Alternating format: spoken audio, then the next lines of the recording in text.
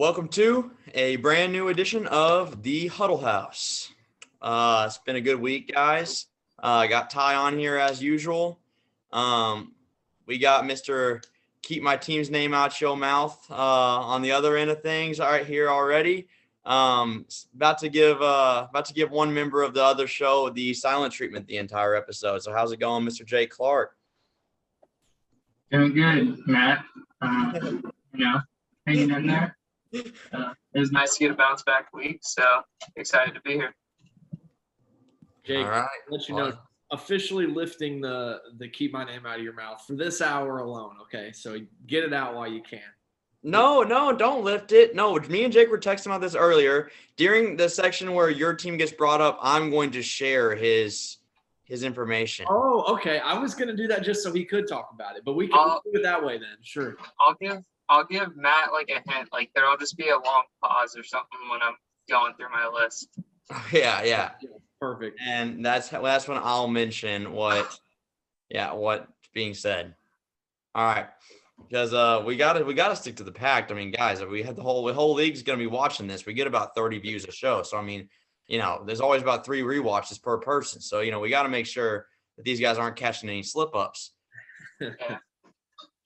So, but what we're doing on this episode, didn't even break it down yet. We're a quarter of the way through the season, so we're gonna do a quarter season power rankings. A lot's happened, a lot of upsets, a lot of teams that have kind of underperformed, a lot that have overperformed.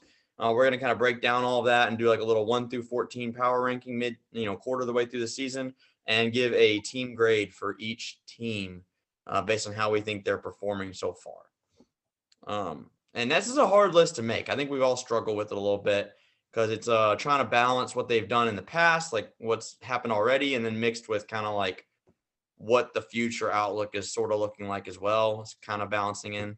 But I tried to make my list mostly just off of what we've already seen and try to take out the future projections as much as I could. But yeah, so we're going to jump into this. So, Ty, you want to kick us off at number 14? Yeah, sure. So, I mean, at the bottom, I would think this would be pretty unanimous, but I have Chris at number 14. And the grade I'm given is an F because it's just rough, man. I mean, 290 points scored this that is like, I'm looking now, 60 less than the second to worst points forced.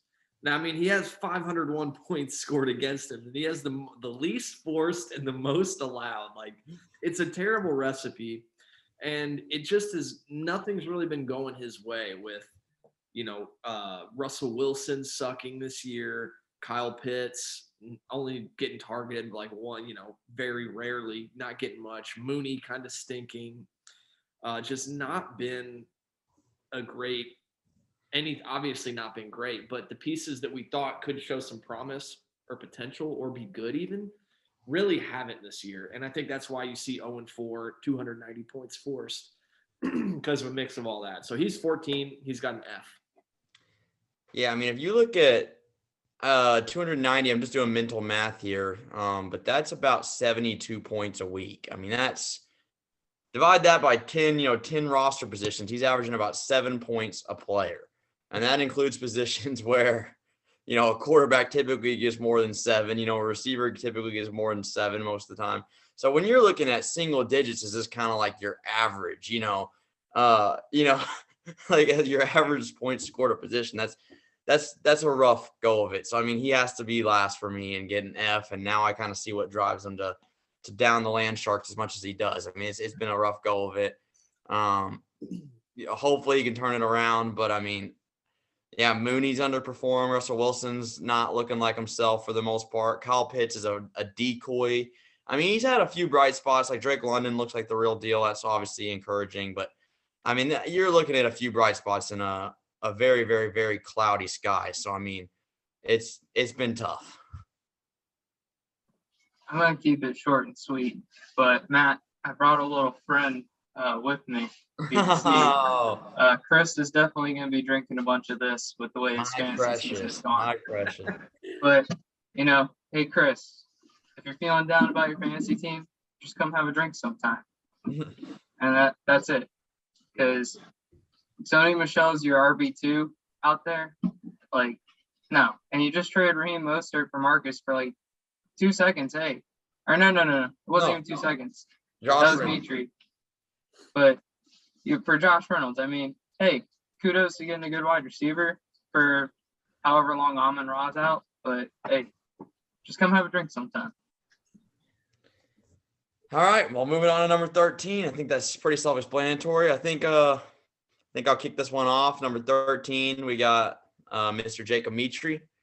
Little bit better than I actually expected from him this year. Now, granted, the expectations were so low that, I mean, there was nowhere to go but up. But I mean, it wasn't like we were really looking for much. But I mean, I think there's been more bright spots on his team than I really expected there to be.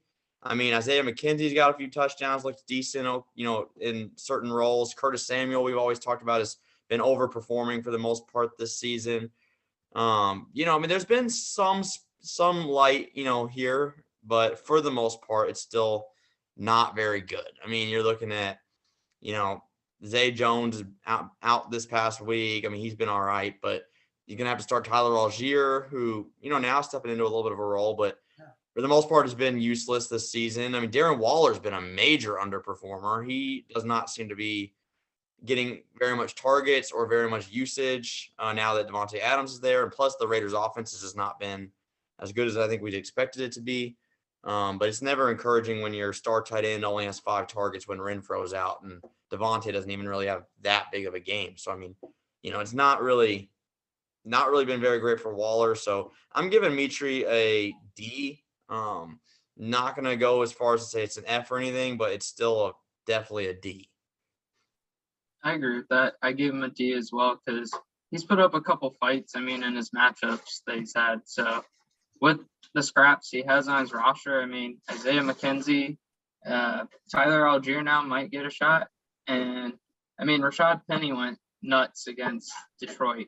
So I guess anybody that has a running back that plays Detroit better get excited because Rashad Penny wasn't doing too much and then all of a sudden just breaks loose. So I think Mitri, and then again, like you all said before with Marcus, the Curtis Samuel trade with Ty. I mean, oh, my bad. I wasn't supposed to say his name. But, I think there's just some promise. Like, I mean, Isaiah Pacheco too, he's getting a little bit more work. So I have to give kudos to him. He just finds a way to scrap pieces together and at least be somewhat competitive. But again, he's not going anywhere. Yeah. Why was your 13? Similar to you guys, I have Mitri. I also have him at a D. And I think the only thing I really add here is he has a lot of young pieces. But the thing is, it seems like these young pieces are all like dependent on something more than just development to come into promising roles. Like, it's going to take an injury or something else, like somebody to get out of their way more than they can just develop. And that might just be because they weren't like great prospects or like super high draft picks, but like Pacheco is probably relying on an injury to really get a big workload. Wandale's been hurt. Mac Hollins is kind of depending on an injury. He needs Renfro out to be, really anything. Curtis Samuel, he's had good games, but I think Commanders have kind of come back down to earth a little bit the past few weeks.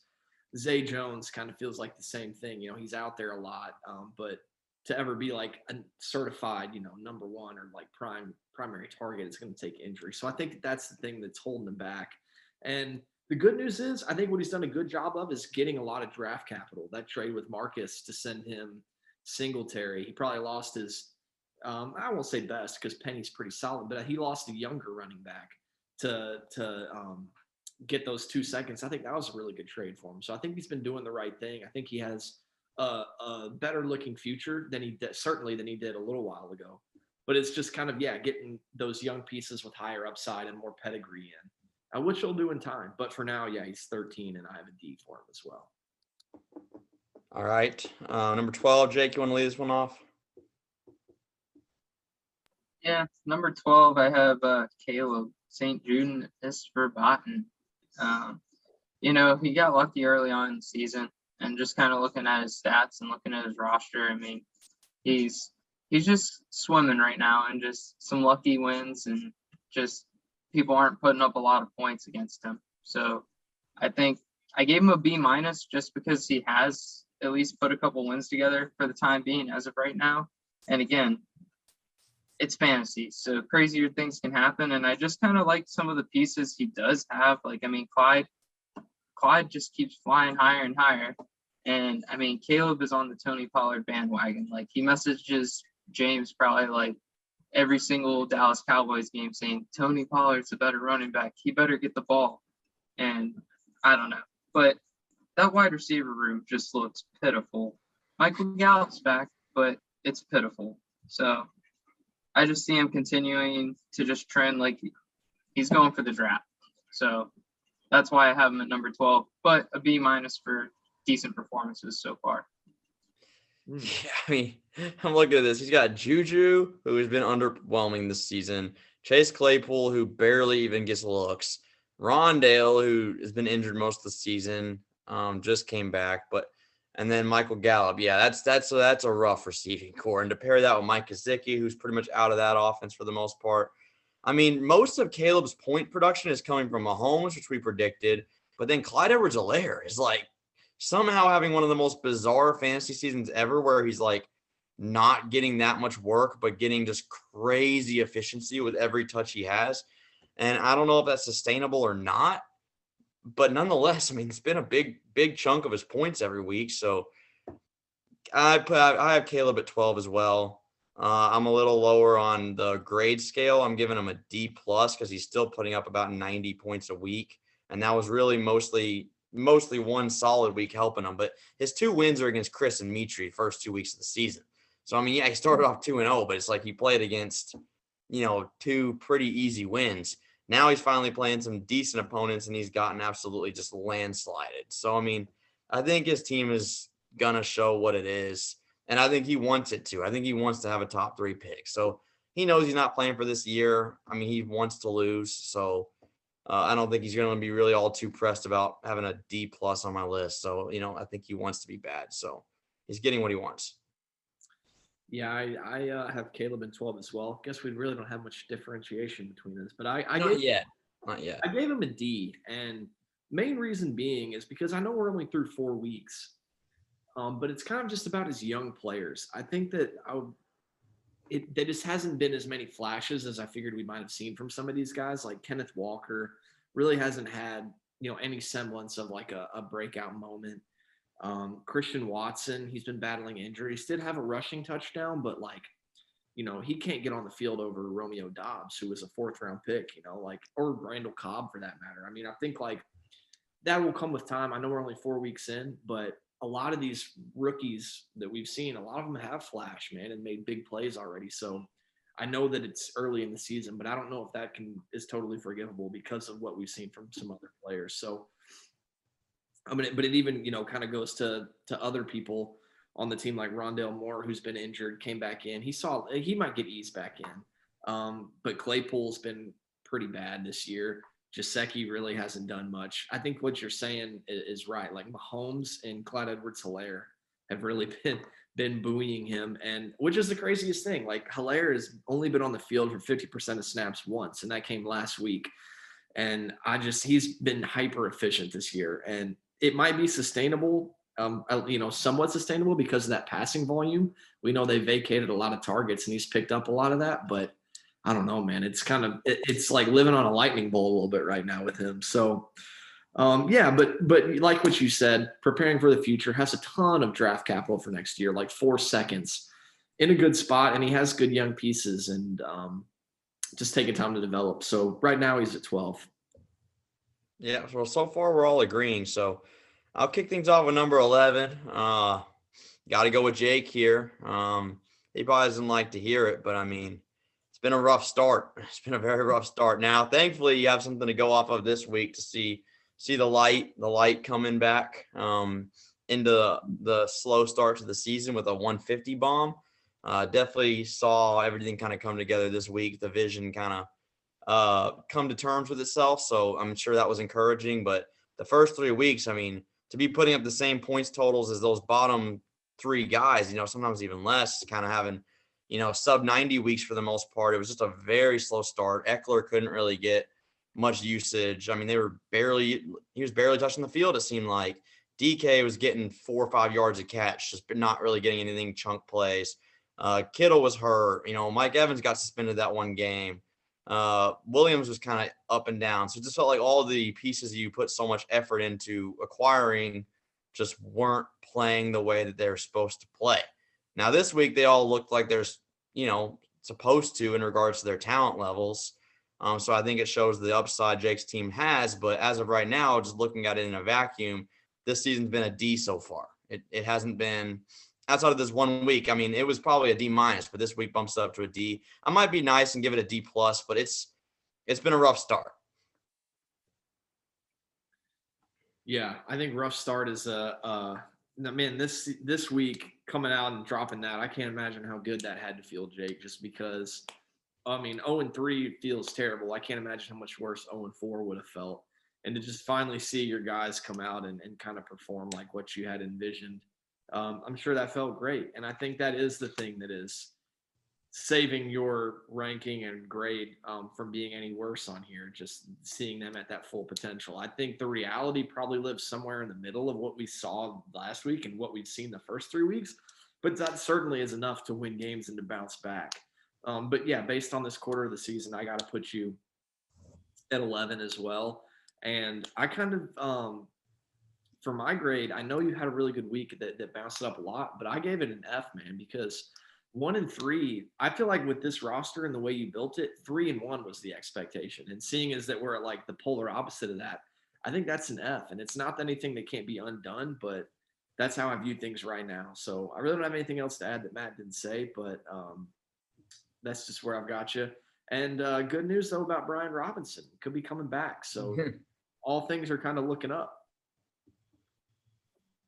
Depends how you want to look at that, but I only had one variation in my ranking here. Number 11, I put Carter. Yes, Carter has 2 wins to start the season, but I think he's kind of been on the fine line, and I think Matt's been on the reciprocated like struggle of having a consistent quarterback play.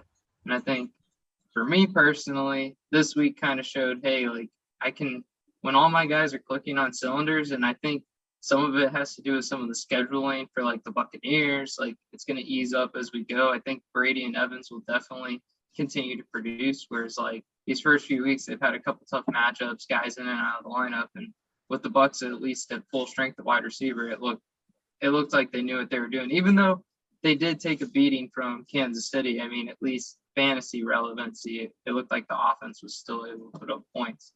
But from Carter's side of things, like his roster, I mean, Hawkinson and Olave are probably the bright spots from this past week. And I mean, Chris Olave, out of all those draft picks Carter accumulated and like took in our draft, I mean, the only hit so far has been Olave. And then the rest of his roster, I mean, playing between Mr. Trubisky and Matt Ryan, like it's going to be very hard to win, especially due to the fact, I mean, Saquon's been good, but Cam Akers, like all that he traded away, like he traded what, 2 firsts? 2 firsts like Michael Pittman. Oh gosh. Yeah, like say that. So like for me, like I gave Carter he only because he has the 2 wins. Again, my grading right now is going based off of how their performance has been. It hasn't necessarily been based off that, but I gave him a B minus because again, I think he does have some upside. I mean, Cooper's shown some flashes. I mean, Geno Smith showed off like he can use his wide receivers this past week. So I just kind of think I deserve to be higher than Carter. That's all I can put it to. Fair enough. So do you have yourself at 10? You can go in and say 10. Yeah, I have myself at 10 on my list. And the reason just being is kind of like Ty said, I kind of expected to, at worst, be 2-2 at this point in the year. I think expectation was to be at least 3-1. Or well, not worst 2-2, but obviously 3-1 was kind of the goal. And like I said, just my case, like my guys, putting those big name guys that have constantly produced before or are very boom bust and very volatile, it is a risky play, but this week kind of shows when they all are on all like clicking on all cylinders. My team is very hard to beat. And look at a team like Brandon who started the year putting up 150, only put up 80. So it happens to everyone. It's not just me. No, it definitely can. Fantasy can happen to anybody for sure. So yeah, just to kind of bounce off that, Carter is my number 10. So yeah, we haven't flip flopped, but I gave Carter a C minus. Now I do want to say Carter props for the win this week. His team really balled out. Gotta give credit where credit's due. Hawkinson really just put the nail in the coffin, especially when Dalton Schultz puts up 0 on my end. That's hard to come back from. So, but a good win. His team looked really solid this week for the most part. Saquon has been fantastic. He's been very good. Getting, some of the highest workload in the league. He gets every single carry, gets a lot of pass catches. He's been a complete anchor for Carter. And yeah, Chris Olave looks like the real deal. He looks like he's going to be a fantasy relevant player for years to come. But Carter has no depth at all. I mean, yeah, Cam Akers is not reliable at all in the RB2. Cooper's very boomer bust. Tyler Lockett's semi hard to trust as well. Very matchup dependent. And there's not really anybody on his bench that he'd ever want to start. So he's kind of relying on those top 4 or 5 guys to sort of like get him wins. But this week, it all came together and they did it. So, definitely don't think his team is great. I'm giving him a C minus, but he's definitely shown some flashes. Yeah, Carter's at 10 for me, and I've been fairly impressed by his team. I was a little skeptical of the Saquon trade when it happened. That one worked out well. A little skeptical of the Cam Akers one too when it happened, and that one hasn't worked out as well. I think that's just the way that he did his team this offseason. He gambled a lot to bring in these running backs that he thought would be bell cows, and he really hit with Saquon in a big way. And then I've just been impressed by some of the performers on his team, like Amari Cooper. I know he had a down week this week, but he's been pretty good in the weeks prior. Lockett's looking pretty solid thanks to Geno Smith. And then Hawkinson obviously had that bomb week last week, but other than that, he's been a little disappointing. But I overall, I felt like his team has performed pretty well to get to this point. He's 2-2. That was a huge win over you, Matt. So I end up giving him a C+. And really the thing that I feel like is keeping me from going any higher is just the Cam Akers situation with Darrell Henderson, because he gambled a lot, invested a lot of his future, and Michael Pittman, and it just hasn't panned out so far. So that's been kind of debilitating in my opinion. That's why I have him at 10 and at a C+. And the quarterback situation, that should be noted. I don't know what he's going to do with Mitch now that Kenny's the starter. But Matt Ryan looks like, he said the most agonizing part of his week was deciding which one to choose from to disappoint him less. And the good news is now I guess he doesn't have to make a choice because he's going to have to go with Matt Ryan. So that's the waiver wire. He could go to the waiver wire. Make sure you gifted some guy. Like he threw Jacoby Brissett back in the waiver wire. So Jacoby Brissett's back out in the pod. Yeah, could be picked up. Tackling with Amari. It is a stat. Yeah. All right, number 9. Let me start one off here. All right. I have Lucas at number 9. Ooh. The grade I've given,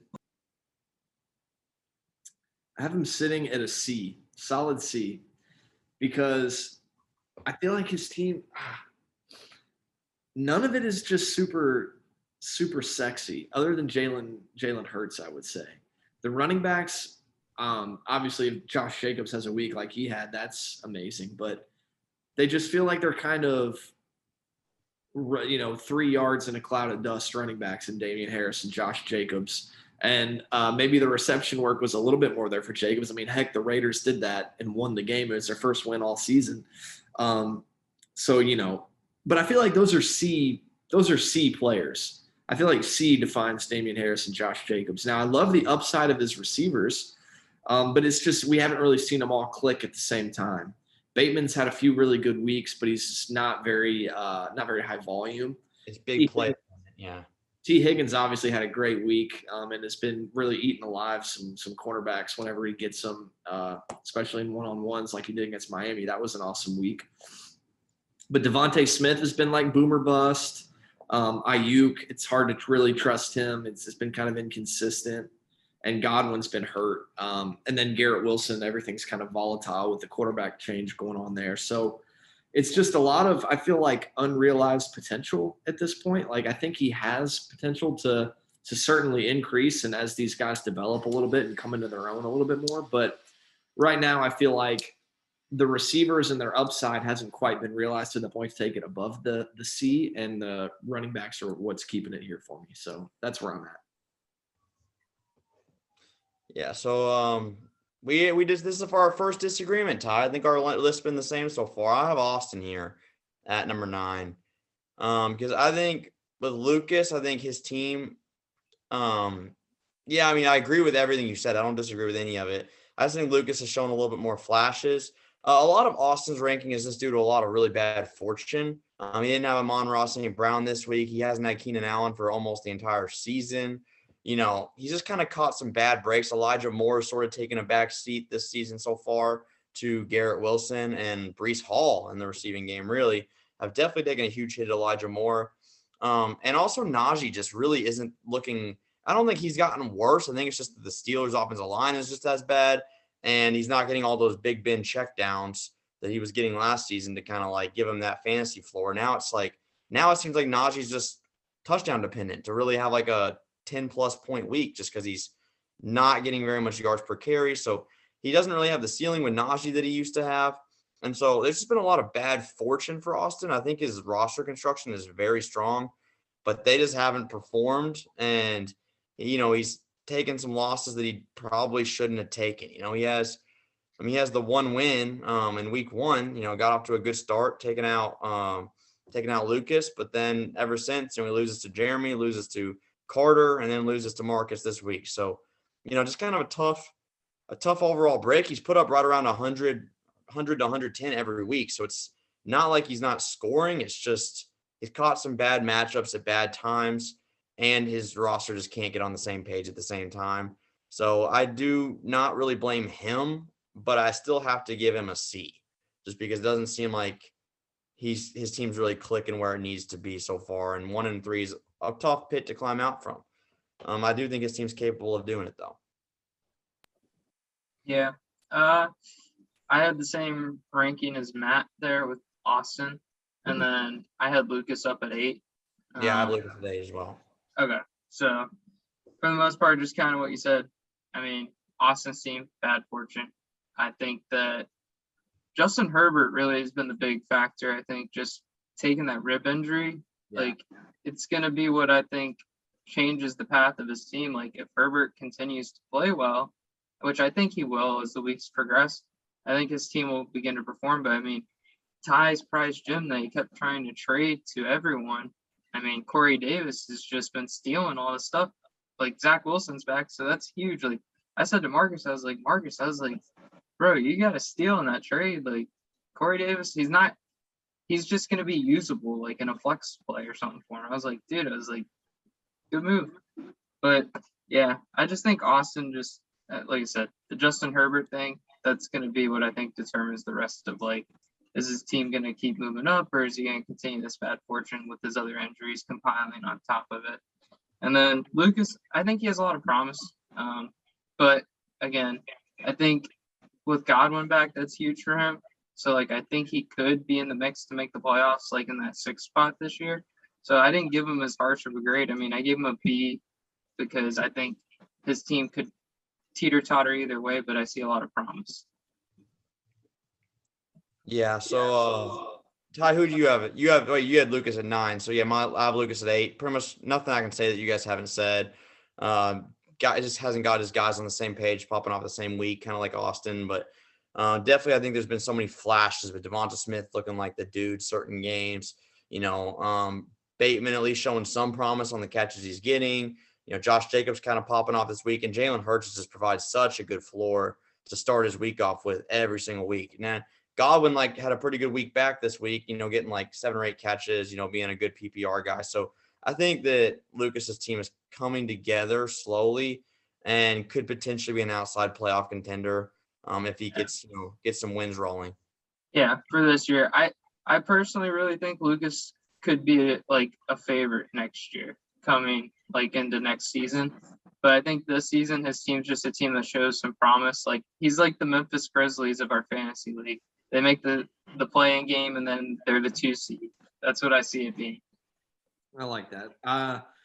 I guess we'll go pick up a little tempo here. I have Austin in my 8th spot, and I don't really know there's much I can say that hasn't been said. Just some bad injury luck, but I love his roster, and I think that to your point, Matt, he's kind of been there and putting up a consistent floor of points, and I feel like really what's holding him back from like that ceiling is some of these like normal games from his big time players, not just normal games, but also health. So, and also you love to see what Damian Pierce did last week. He's a step closer to really solidifying himself as the bell cow there. So that's my take on that. I'll jump up to number 7 and keep us moving here, where I have Jeremy.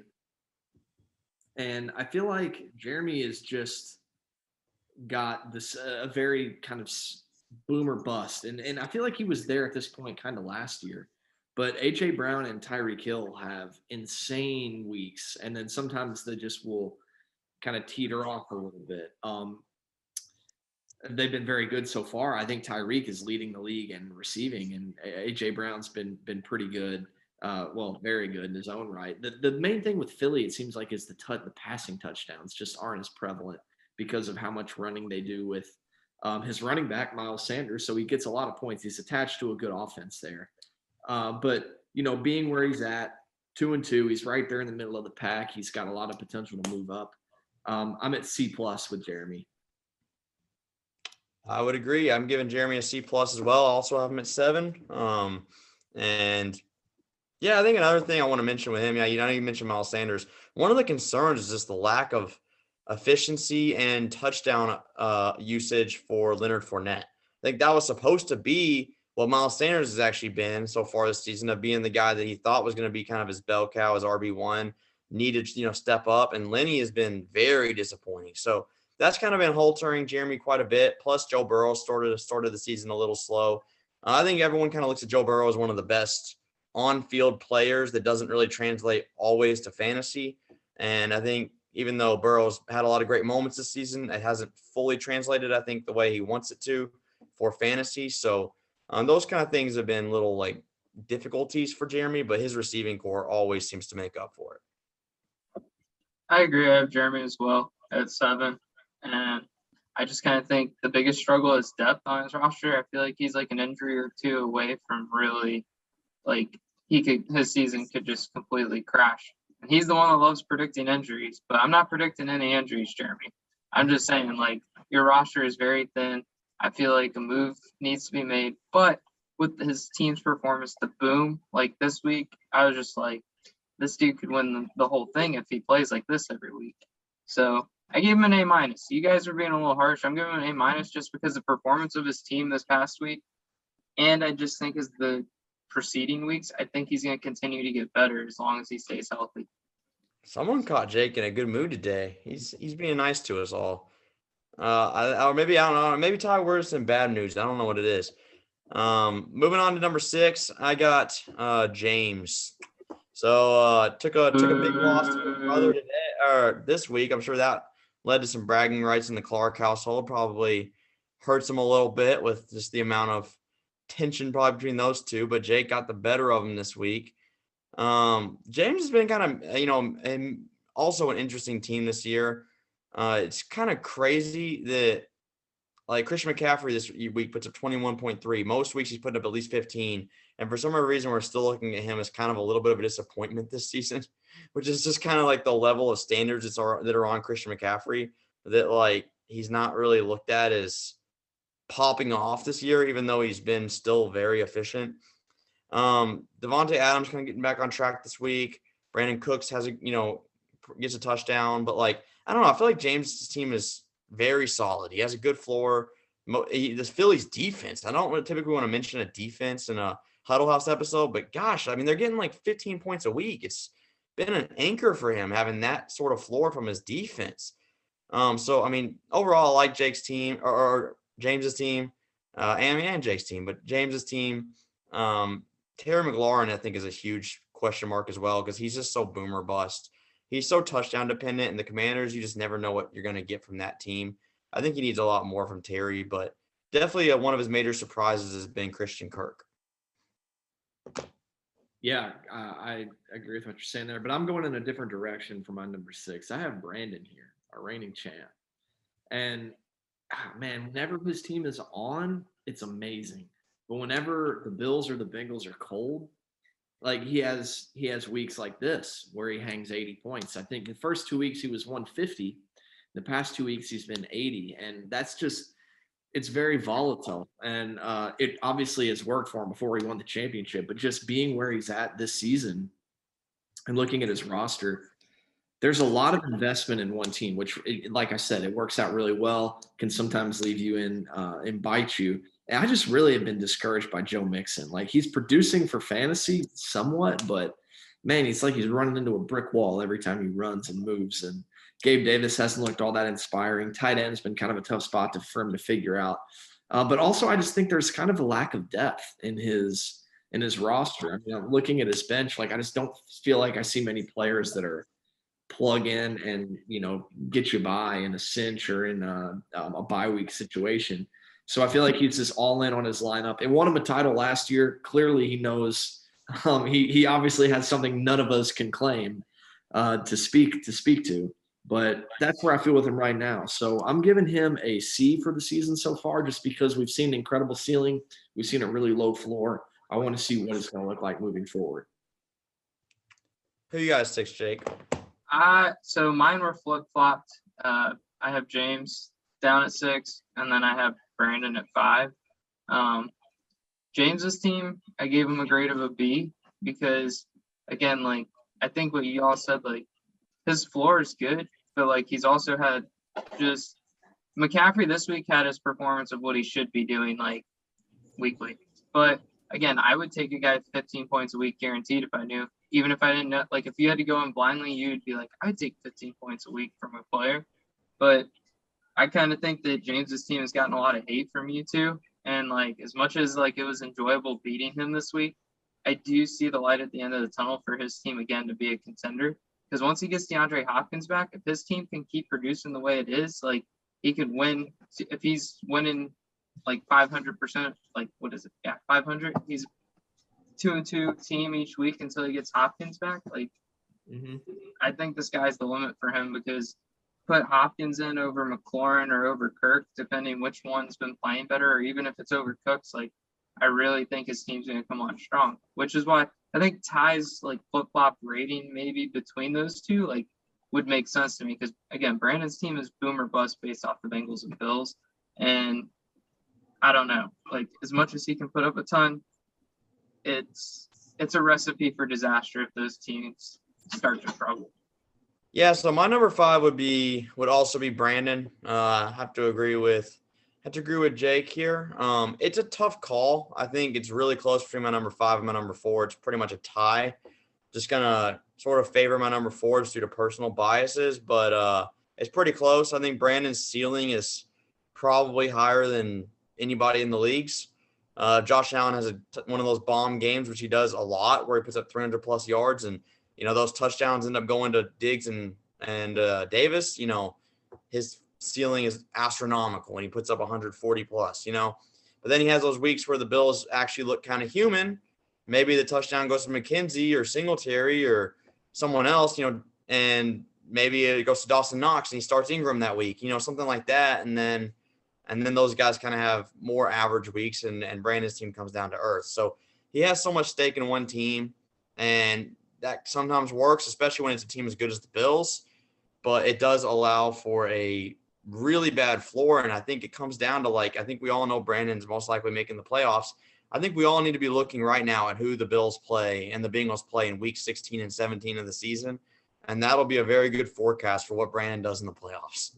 Because if they play like the Jets or the Commanders or something, or the Lions, Brandon's probably my front runner to win it all again. But if they play the Buccaneers or the Eagles defense or someone like that, okay, well, there's a chance that he has one of those weeks where, he kind of puts up that low end of things. So since you mentioned it, just to say, week 16, 17, Cincinnati has New England and Buffalo.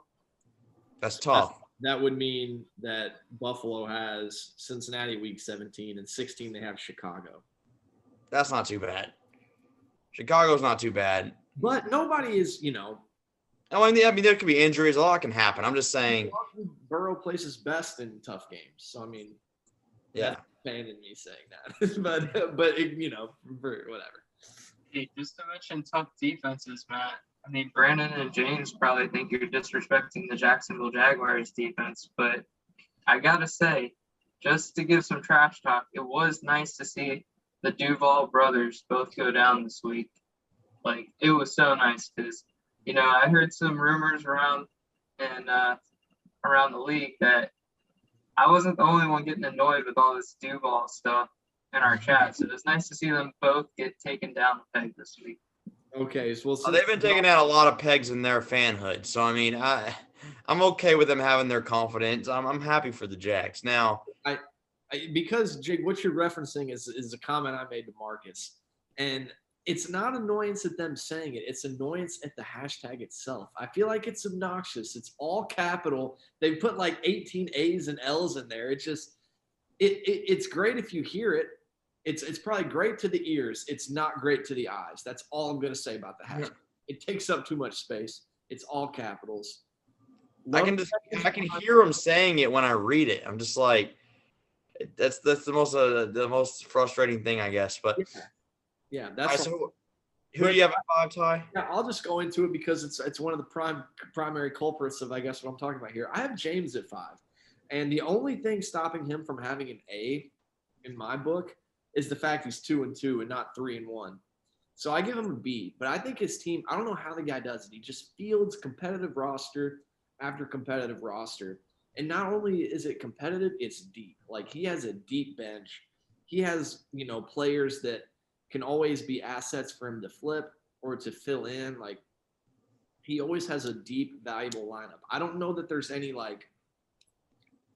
you obviously have McCaffrey, who's a top-tier talent. But aside from that, and Devontae Adams, I don't know if there's a top-tier talent there, but I think there's enough of that, tier 2, where it's just a very good floor and safe lineup. So I definitely see him being a playoff team down the stretch. And I've been impressed by the way his team has come together. So I'm giving him a B. If he was 3-1, I would definitely consider it an A because I think that'd be a really strong rank to continue to climb. But James is my 5. All right. Well, moving into number 4. This is where. Oh, and by the way, I didn't mention I gave Brandon a B- as far as his grade. And so that's why I said it was kind of a coin flip between 5 and 4. Like I said, I'm a little partial to number 4, which would be myself. I'm also going to give myself a B- as well. Overall, I'm not very happy with what I've saw from my team. Now, granted, it sounds kind of stupid that I'm complaining. I'm 3-1. Overall, the train's still moving forward. It's hard to be too mad about 3-1, but I think it's just my points totals. The fact that I've only had one pop-off week, and even that was 130, which is good, but it's not like a, crazy ceiling week like Jake just had or like Brandon's had. Even my pop-off week still felt sort of average, and all my other weeks I've been kind of dancing right around that 100 to 110 range. It just doesn't seem like my team has been on the same page. And I know a lot of it, I've said that about a lot of guys, but I think when I crafted my team, I was really trying to craft consistency, guys that I knew how many carries they were going to get. I knew how many targets they were going to get. Like, I felt safe with my roster going into the season. That was my biggest confidence. And it's actually kind of been the opposite. It's been like, I don't really know what I'm getting out of Dalton Schultz. I thought he was going to be a pretty high floor tight end. I didn't think he was going to be 20 points a game, but I thought, he's going to give me at least 6, Right now, I'm lucky to get 2 points out of the guy. I thought Stafford was a safe 15. I didn't think he was going to be a Lamar Jackson, 30-plus type capable guy, but I thought he was going to get me at least 15. Right now, I'm lucky to get 10 out of the dude. So, it's just been these guys that I thought were high floor players are not giving me a floor. They're sucking. So, I feel like my only guys I'm confident in right now is Cooper Kupp. How can you not be? His volume is just ridiculous. I've been pretty confident in Waddle. I know he had a stinker this week, but I still believe in his volume. I still believe he's got a pretty good floor. And I'm starting to gain my confidence in CD as long as Cooper Rush is the quarterback because CD's balling out with him. So, I'm starting to get some confidence back in CD. And I guess I could say Derrick Henry because his volume is there and he's been really productive the last 2 weeks once they've kind of started getting rolling. But Dalvin's been underwhelming. Schultz obviously has been horrible. Stafford's been horrible. Renfro didn't do anything when he's played. So overall, I'm looking at my team. Like, I know JK looked really good this week. I'm happy about that, but still, he's not really working with a crazy amount of volume. So I think a lot of his usage is just hoping he gets in the end zone. So it's just kind of, I'm giving myself a B- as well. I think it's been like fine. I'm not like mad, but I'm not really looking at my team right now with a ton of confidence. Well, Matt, I disagree with your grade, especially for team spirit. You get an F because you refuse to play Young Ho every week. This week. No, well, I'm just saying you've refused to play him for 3 weeks until this week. So, my opinion, that's an F for team spirit. Now, for team performance, I give you a C plus because again, I think, like you said, like there should be some confidence boost in CD and then JK. And yeah, your points for hasn't been that much, but as they continue to play and as they continue to get better, I think you'll see some better performances. But again, the QB situation is really dragging your team down. And I think once Tua is healthy, that's probably going to be like, I think that's probably where you struck gold, is that Tua actually has looked good when healthy and throwing the ball to Waddle. Like, it's a good stack, I think. And I mean, the one who I can't speak of is a profound fan of that situation on a lot of teams. So I think he could even agree with me that he sees a bright path for your team, and starting this way with not that high of scoring weeks, that's how you sometimes move on in fantasy. And I think for you, like, sky's the limit, but I would hate to see that because I have a matchup coming up with you in a couple weeks here. So, but that's my take on your team right now, and I have you at number 4. Fair enough. Okay. I have I'm disagreeing with you guys here. I put myself at 4 because I feel like I have a lot of points for right now, but I feel like my team's overperforming a little bit. And I feel like the guys that are underperforming on my team are not really in positions, or I don't necessarily see them like turning it around and getting up to average or overperforming anytime soon. And so I'm cautious of some kind of regression where I'm going to see myself come back down to earth a little bit with some of the guys that are overperforming and leveling back out. But I will say I'm happy with the way things have gone so far this season, especially with Nick Chubb. He's been absolutely he's the number 1 running back right now. I just realized, but he's been fantastic, just consistent. I'm a little disappointed in obviously my 2, what I tried to build my whole team around. DeAndre Swift and Jonathan Taylor have both been disappointments this year. Swift, obviously, health a little bit out of his control, but Taylor, I'm not really sure what's going on there. The Colts just look terrible, so I'm a little down about that. But I'm fortunate. I feel that the rest of my players have risen to the occasion and led me to 3-1. But ultimately, I don't feel like that warrants me being up with some of these other teams that I think might be a little bit more. What you see is what you're actually going to be getting. So I got myself at 4, and I'm giving myself a B because it's hard to give much lower than that to 3-1 record. All right, on to number 3. Yeah, on number 3.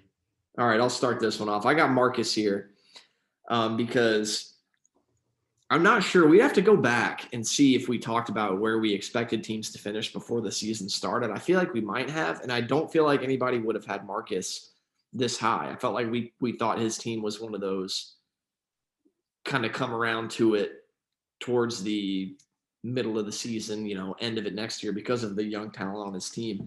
But man, what performances he's been getting from Lamar Jackson, Justin Jefferson coming back around. Cortland Sutton's been good. Tyler Higbee's been amazing. I mean, he got 14 targets last night. He's got more targets than any tight end out there.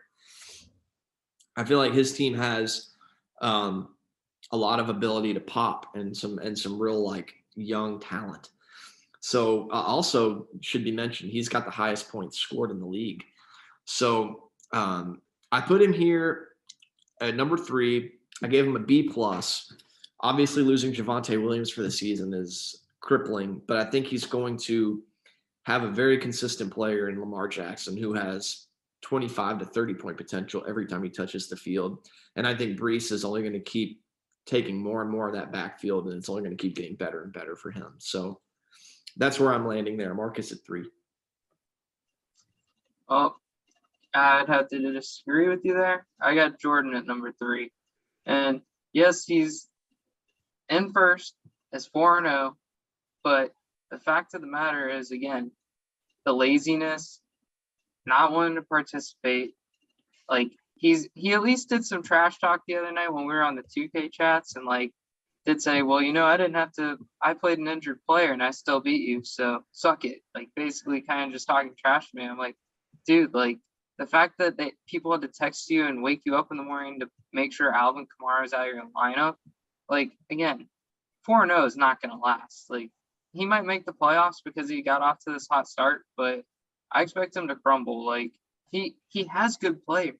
If he just actually was a good manager, I think his team would be like the team we're all talking about that could win this whole thing. But just the lack of effort, the lack of like just wanting to win. Like, he wants to win, but again, there needs to be some managing and some moves and like just paying attention. Just pay attention to the roster updates. Because again, look at the result. It shouldn't be somebody else that's having to help you. So I gave him a B minus, I think I gave him a B minus because again, his team's performing, but again, just the lack of effort, it just disappoints me again. And I think his team could be a contender if he actually paid attention. Fair enough. Yeah, that's true. Number 3, I got Ty. I agree with what you said, Ty.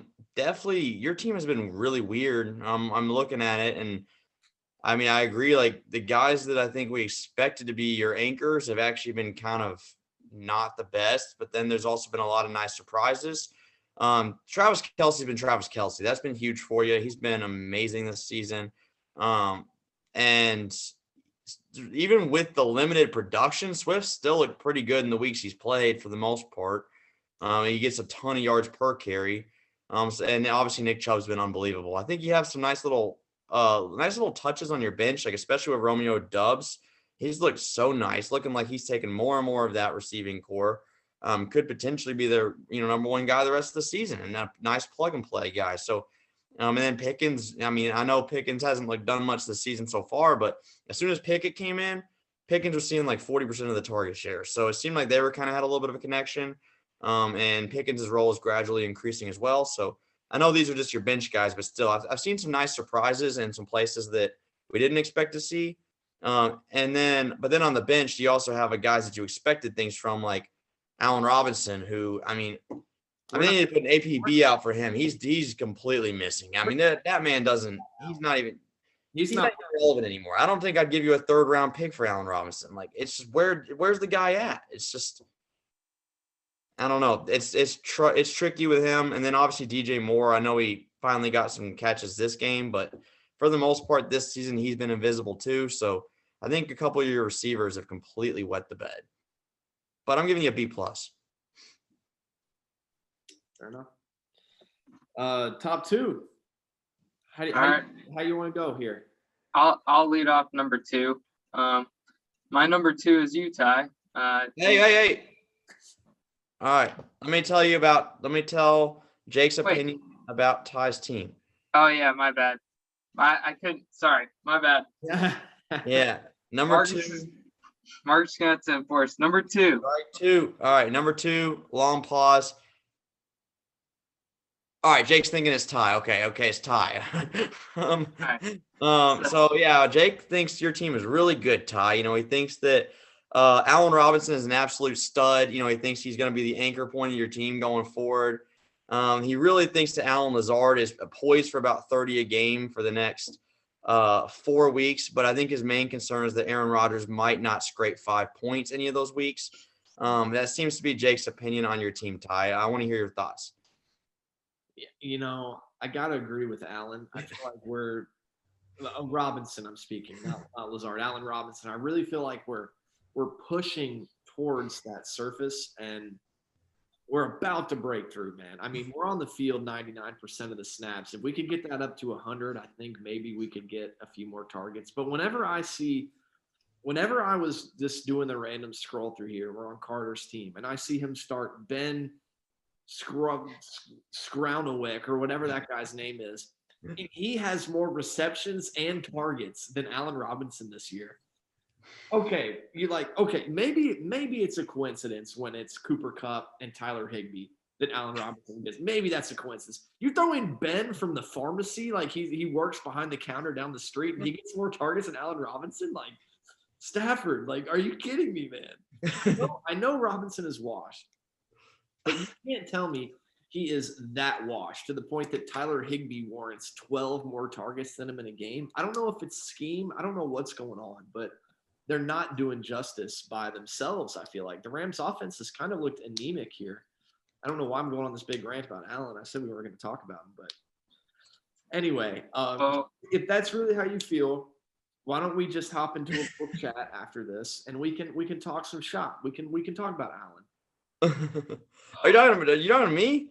I'm talking to Jake. Jake has such to Jake. Okay. Oh yeah. The only thing I want to mention, and it's because it's not necessarily directly, but being and watching the games this weekend, there was an offer on the table for Lucas to add Nick Chubb to his roster, and I think after seeing the performance this weekend, Lucas was really regretting the trade offer that was on the table to him. So again, I think just with the performance of everything and just the situation of where I have things ranked at, A- for the grade. I'll just leave it at that. I think that's it. I can't say anything else. Yeah. All right, we'll give him a pass. He's doing his best. A+ for effort at least. I know Jake's trying. My number 2, I was gonna go with Jordan. I mean, all of Jake's things he said are all very accurate. It does seem like Jordan's kind of squeaking through a lot of weeks. And that, I mean, a win's a win. At the end of the day, I have to put him at 2 because he's winning. He's 4-0. You can't knock a guy for being 4-0. I have to give his team an A. You win all 4 of your games, you're an A. It's simple as that. He's winning the games. That's all that matters. And there's been a lot of bright spots. Kyler's been pretty good this season. Aaron Jones had some good weeks. Hollywood Brown is just as good, if not better, in Arizona than he was in Baltimore. So he's getting quite a bit from Hollywood. He's even gotten a decent amount from – the Buccaneers' defense has been huge for him a lot of weeks. But also, I also like what I've been seeing from one second. Jarvis Landry's had a few good weeks. Jerry Jeudy's a huge question mark for me, though, because he is so boomer bust. Like, he either does nothing or he has a pretty good week, but I don't think you can rely on him. And Cordero has been one of his anchor points this season, and now he's on IR. So I know he still has Kamara there to fill that spot, but I think it kind of hurts his flexes a little bit because he was throwing Cordero in the flex. Now he's going to have to keep, like, Russell Gage there or Nelson Aguilar or someone like that. I don't even know. But it's just that's going to be kind of tough. So I think he's going to hit a wall eventually and start losing some games. I do think with this start he might be an outside playoff contender, but I do think a lot of it's just been getting good matchups, winning some close games, just kind of squeaking through. He beat Marcus because Justin Jefferson put up nothing and Greg Joseph put up 1. That's just a very, very, very fortunate win. And it does not seem probable at all. And then the next week he beats James or Jake by 0.12. So, 2 of his wins are like very fluky. So, it just seems like there's a lot of things that have just gone right for him that are eventually going to come back down to earth. But I do have to give him an A because he's winning. Yeah, I have Jordan at 2 as well. A grade, a lot of the same reasons as Matt. I think the one thing I'll add is I look at his roster, and there's always what ifs for every team. But the big one I see with his is I look down that bench, and I see James Cook there. And I'm just thinking, what if it was Chris Olave? How different would this be if it was Chris Olave instead of James Cook, who's put up like all of 10 points this year and is kind of buried on that depth chart behind Singletary? I think that would be huge for him if it was Olave, because I really do think his receiving core has a lot of like young talent with Jeudy and Brown. And maybe it's big play. Maybe those are big play guys. But I think Olave would have been a really nice anchor point there of consistency. and losing out on that. I'm not in love with the flexes like Russell Gage, Jarvis Landry. Those guys are dependent on Mike Thomas being out, on Chris Godwin being out. I don't think that's sustainable. Kamara, we're yet to really see what he's going to be in the Saints this year because he's hardly played. Maybe getting him back will help. And then I think, also just keeping in mind, he traded Christian Kirk for Jacoby Myers. That was a deal you probably would like to have back given this start, because I don't think there's any denying the fact that Kirk's ceiling is way higher than Myers and has been really good this year. So ultimately he's 4-0, and I think it's despite some of the decisions he's made. And I do feel like, maybe reality or maybe, some regression is coming, but it's hard to argue with 4-0. That's definitely setting you up for the postseason. So he's a 2. He's got an A from me. Number 1, who do we got as the clubhouse leader? I think I know who you guys got. So can I start? Yeah, you can start. Okay, Matt, I have you at number 1. And that blows my mind. What's your reasoning? Because I think that you're winning in spite of people or players not living up to their potential. And you're 3-1. I think that is pretty impressive that you've survived that, especially because I think how many games have you had that ended in the 90s? I know you had one that was 99. Did you have any? That's my least amount. Yeah, I thought there might have been 2, but still, like I feel like you've survived some games in spite of not typical play from these guys, and I think that's huge because ultimately, what is going to solidify that top end of the playoff order, I feel like, is coming out of games when you don't perform at your best. And I feel like we haven't necessarily seen the ceiling from you. And I feel like once that comes, that's where you're going to be. So I think you've done a good job to keep yourself afloat up to that point. You mentioned Dalvin and Stafford specifically. I don't know what's been going on with those guys. But Cooper Kupp, obviously, I can't say enough about him. Henry, Waddle. And then I like, you got a little something out of Dobbins maybe. I know you didn't play him last week, but that was a huge mistake. I would have lost anyway. That gives me at least a little bit of solace, but yeah, that still hurt.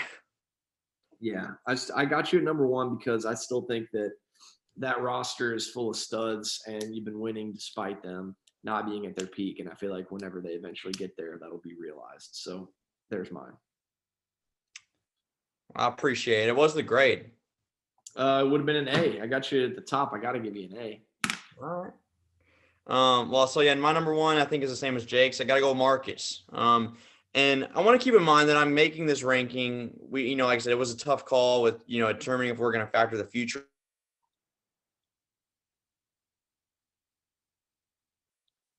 Can you hear him, Jake? Is he out of here? Okay. We I lost. think he froze. Yeah. I don't know where he went. That's a lovely image for a freeze on right there. What? You froze right there. Yeah. You said your face was like, it was a funny face, and you froze for like the whole back half of whatever you just said. Oh, really? Okay. Sorry about that. Well, I guess you guys will get a nice laugh during this episode, but we lost you. You said I wasn't thinking about the future when I made this, and then you cut out. Okay. Well, I wasn't really thinking about the future. I was thinking about purely off what's happened so far. Obviously, Javonte going out is a huge heartbreak. That really sucks. And that is going to, be an unfortunate, bump down for him probably. But I still think his team's going to be fine. I don't think Javonte was really carrying him so far to begin with. I think Javante's actually been kind of average this season. He's looked great with everything he's had, but it's just been such a committee, such a 50-50 that it's just been hard for him to really produce at that top level. So I think he did a pretty good job, even though he had to give up some draft capital and stuff. I think he did a good job to get Singletary and Mostert, 2 guys that seem to be kind of pulling away with becoming the lead backs in their backfields. I know Edmonds has kind of gotten the touchdown so far for the most part, but Mostert got the majority of the snap share and workload last week. It seems like he's starting to pull away in regards to the lead back role for Miami. So I think he did a good job getting some solid replacements with the cards he was dealt. I still absolutely love Marcus's floor. I mean, you look at his last week. Last week, for example, Lamar didn't have his best game. He only put up 13. Obviously, Justin Jefferson did great, but he gets 13 from Lamar. Javonte only puts up like 3. and, Boyd only puts up like 6, and he still ends up scoring like 116 points. So it's just kind of like, it seems like his floor is so solid because Breece Hall is getting pretty consistent work, pretty consistent 10-plus games. Lamar is very capable to get 20 to 30, sometimes even closer to 40 every single week, it seems like. And Justin Jefferson, more often than not, is going to put up 20 or more, it seems like. I know he's had a few fluke weeks, but he's been unbelievable. And he's getting a lot of really consistent play from Courtland Sutton. That offense overall has been pretty bad, but Courtland has been a stabilizing force for Denver and putting up, 12 to 13 every single game. So I love what Marcus is doing. I love the floor his roster has, and I just don't think he's going to have very many weeks under 100. And I think, most weeks he's going to be around 110 or better, and it's always hard to beat a guy that's putting up 110 or better every week. So I like what Marcus's team is. I think as long as he can stay healthy from here, I still think he's a playoff team. And I'm going to give him an A. Yeah, I got an A for Marcus as well. He's my number 1 team, the Long Island Chunks. I'm his mascot. I got to be on the hype train for him. But yeah, I think honestly, those 2 trades he made, I think, were probably the best thing he could have done. And again, back to what I said about Jordan, being an active owner, being somebody that does something, like, it wasn't I personally thought Marcus could have done better, but he would have had to give up more value and more assets that I think he didn't want to trade. So he went for the bargain buy. And again, that'll be the result of if Marcus's team can stay near the top tier of the teams, like of the league. But Breece is getting better. I mean, Justin Jefferson showed why he's that dude. And then Tyler Higbee, man. Higbee or Higbeast. Like, this guy is just catching passes. He's the number 2 target behind Cooper Kupp. And if he keeps playing like he's playing, Marcus is in a good situation. Like, he's going to have an advantage at the tight end position. Like, not too many people in this league can have, because, like, the tight end position's been awful. Like, there's been maybe 1 or 2 guys that have been consistent every week. But then after that, it's just kind of very fluctuating, and it's just hard. So Higbee with constant production, like, to me, that's the biggest thing that stands out. And then just the depth. Like, I think he has some depth now with Corey Davis and Jahan Dotson. Like, those 2 guys are producing on his bench. And to me, yeah, there's some holes that, like, it doesn't look that great with, like, if something were to happen, like, to some of his guys. But again, he's making moves to make his team better when someone goes down. And to me, that's why I think his team really has a fair chance even this season. Like, if Lamar keeps playing on the level he's playing, yeah, they played the Bills last week. If he keeps playing the way he's been playing, Marcus, like, I'm gonna have a real tough time, like, seeing, like, myself have to go against his team late in the season. I feel the same way. I think he's got a scary roster just because it's just hard to imagine him really having a complete bust week. It always feels like even on his down performances, his other guys bring it up with how good they are to make it kind of level out. So it's just, you don't see that ability to somehow drop an 80 bomb and just absolutely suck, and then you get an easy win. Always feels like you're gonna have to beat Marcus in a war. He only has the 1 loss, and it was obviously that heartbreaker. So he's a fluky loss away from being 4-0 right with Jordan. So and then if that had happened, that was a loss to Jordan. So then Jordan would have been 3-1. So I think Marcus has in a different world right now is the only 4-0 team, and I think he's been the best. Well, that's yeah. I think that's it. I think that's all I really had to say. I mean, it just hurts me because, again, Marcus just says he's this bad luck team in the league, but is he really? Like, yes, he lost a player, but again, he's winning. So I don't know if it's really that bad of luck. He's 3-1.